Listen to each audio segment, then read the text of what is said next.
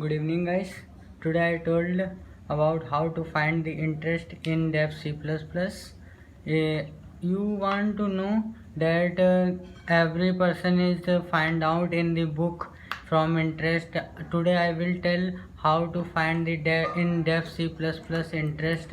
Today I tell the enter any numbers in price, any rate, any time, and find the interest upon 100. This is a formula as interest equal to price into rate into time upon 100. This is a formula of interest, finding the interest. Today I told how to find the interest in Dev C++. Let's get started. Hash include IOStream,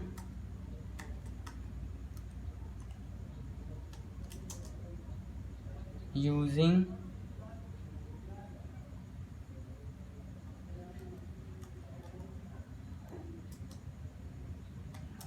namespace std.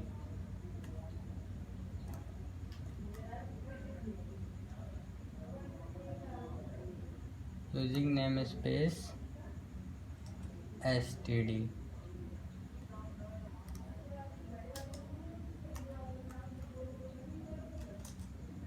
Then int main is the main function of the program. From here the program will be started for the compiling.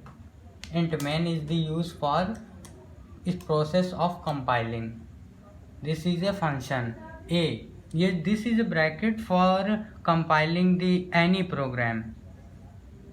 Then in next lecture I told int main about how to program compile.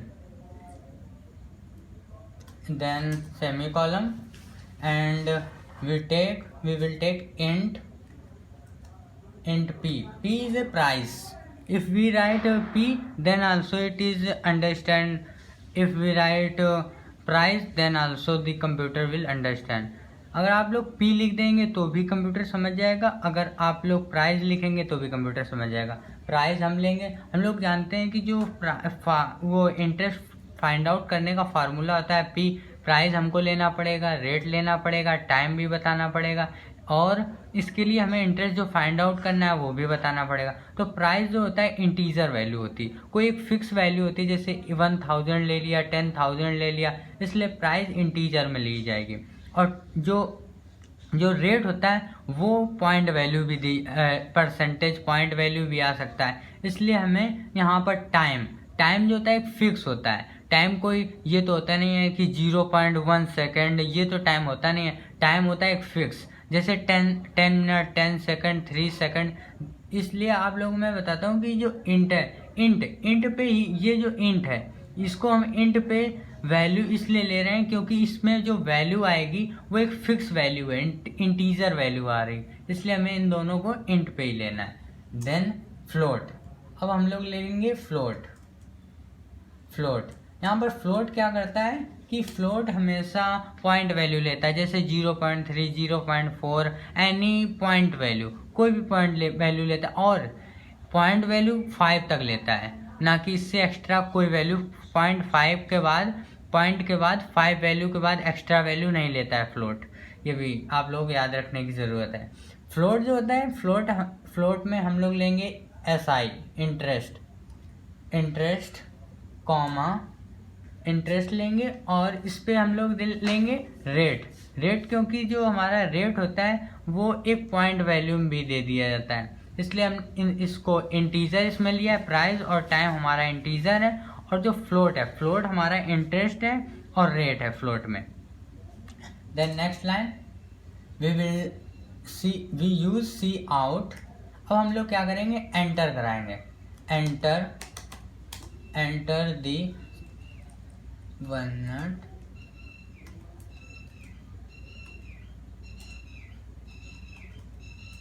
Enter the price.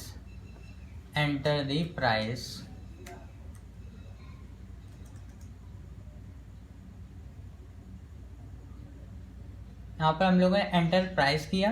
Price enter करेंगे तो वहाँ पर जब question हम लोग उस पर compile करेंगे तो हमारा फॉर्मूला ये लिख के आएगा कि एंटर करो, ये एंटर प्राइस को एंटर करो। तो जब जो हम कोड सी आउट में लिखते हैं वो वहाँ पर जब हम लोग कंपाइलिंग प्रोसेस करते हैं तो वहाँ पर लिख के आता है कि प्रोग्राम को इस समय ये जो प्रोग्राम है इसमें लिख के आएगा एंटर द प्राइस एंटर करो। इसलिए हम लोग ये लिखना, और सेमी कॉलम का सेमी कॉलम का इसलिए हम यूज़ करते हैं क्योंकि अगर हम सेमी कॉलम का यूज़ नहीं करेंगे तो वो जो एंड है, एंड ये समझ नहीं पाएगा ये हमारी एंडिंग पॉइंट है, इसलिए हम सेमी कॉलम का यूज़ करते हैं। देन सी इन में हम लोग लिखेंगे पी, क्योंकि हमने पी लिया है। अगर हम लोग प्राइस लेते तो यहाँ पर प्राइस लिख सकते थे, इसलिए हमने यहाँ पी लिया है तो हम यहाँ पर पी ही लिखेंगे।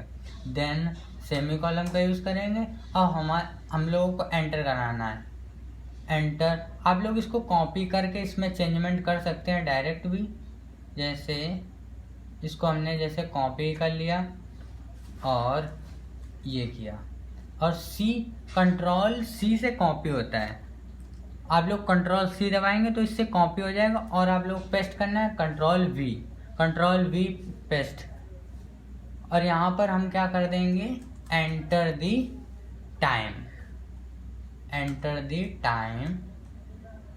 यहाँ पर जो हमारा टाइम है वो एंटर करेगा। अब आप लोगों से यूज़र से कहेगा कि आप लोग अपना टाइम एंटर कीजिए, कितना टाइम लेना है, टाइम एंटर करना। यहाँ पर जो हमने यहाँ पर टाइम दिया है तो यहाँ पर हम लोगों को टी शो करना पड़ेगा। ये टाइम हो गया। अब नेक्स्ट लाइन में हम लोग देना है फिर control we.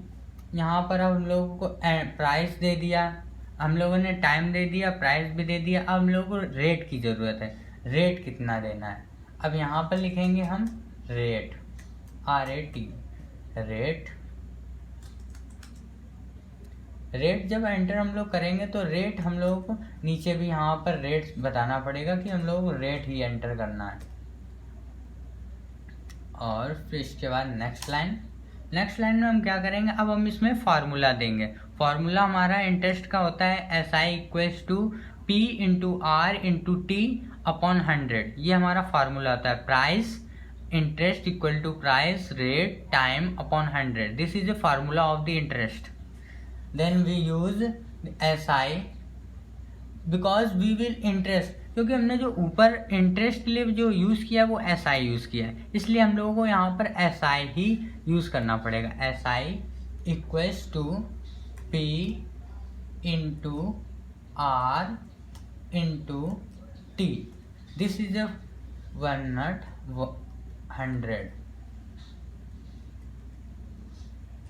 This is a formula of the interest.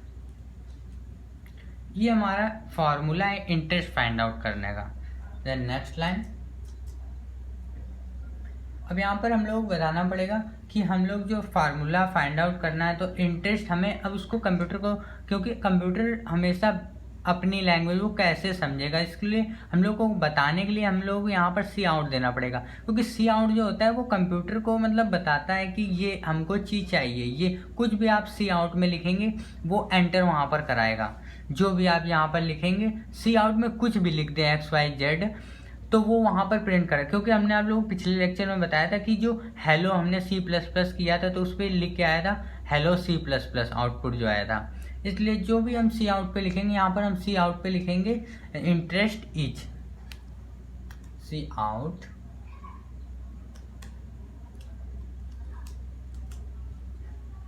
Interest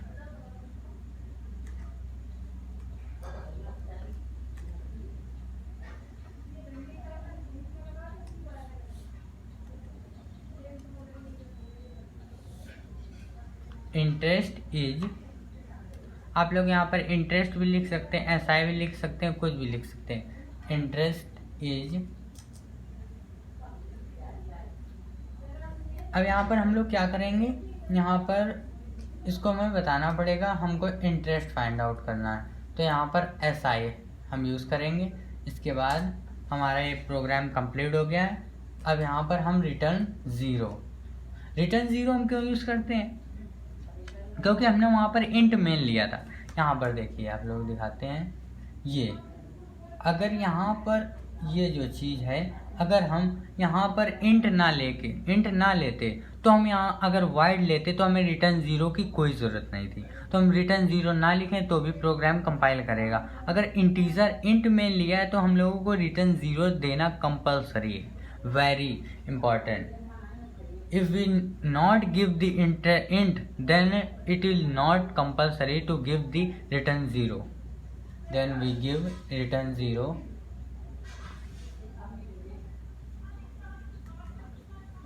Return 0 and then it compile. अब यहाँ पर आपसे कहेगा इस प्रोग्राम को सेव कीजिए। अब आप लोग इसमें किसी भी नाम से अपना इंटरेस्ट के नाम, हम आप लोगों को इंटरेस्ट के नाम से सेव कर रहे हैं। इस प्रोग्राम को हम इंटरेस्ट के नाम से सेव करते रहे और इसको एंटर कर दिया। अब हमारे प्रोग्राम कंपाइल हो गया। देखिए एंटर द प्राइस, आप लोगों से सबसे पहले कहेगा एंटर द प्राइस, क्योंकि हमने आप लोग बताया था कि सी आउट जब आप देते हैं तो जो भी आप सी आउट में लिखेंगे वही यहाँ पर कंपाइल टाइम प्रोसेस देगा। जैसे हमने दे दिया 1000, मैंने 1000 दे दिया प्राइस 1000 और मेरा टाइम कितने टाइम तक का तुमको प्राइस ये देना है, तो हमने लिख दिया 3 टाइम, मतलब टाइम जो है हमारा 3 मिनट या ईयर्स में अगर आप चाहें तो आप चाहें तो enter the time in years भी लिख सकते हैं इसमें।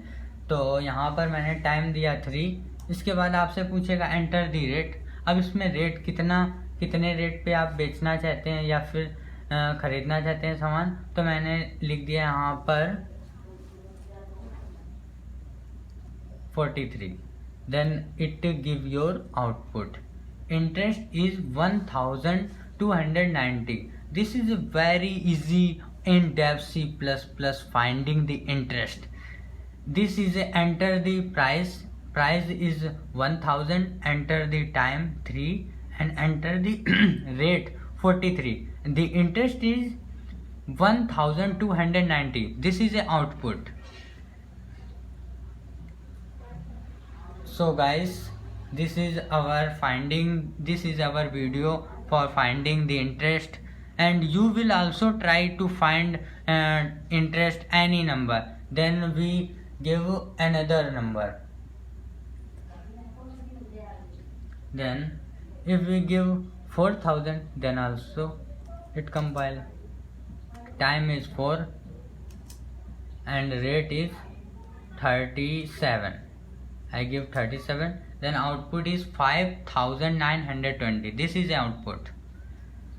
आप लोग इस प्रोग्राम को बना के कंपाइल करके आप लोग बताएं कि आपका क्या आउटपुट आया। कमेंट बॉक्स में आप लोग भी लिखें अपना आउटपुट क्या आया है, ये कंपाइल किया है या नहीं किया है। कोई डाउट हो तो आप कमेंट बॉक्स में अपना डाउट लिखकर मुझे ज़रूर बताएं, उसका सॉल्यूशन आप लोगों को मैं ज़रूर दूंगा।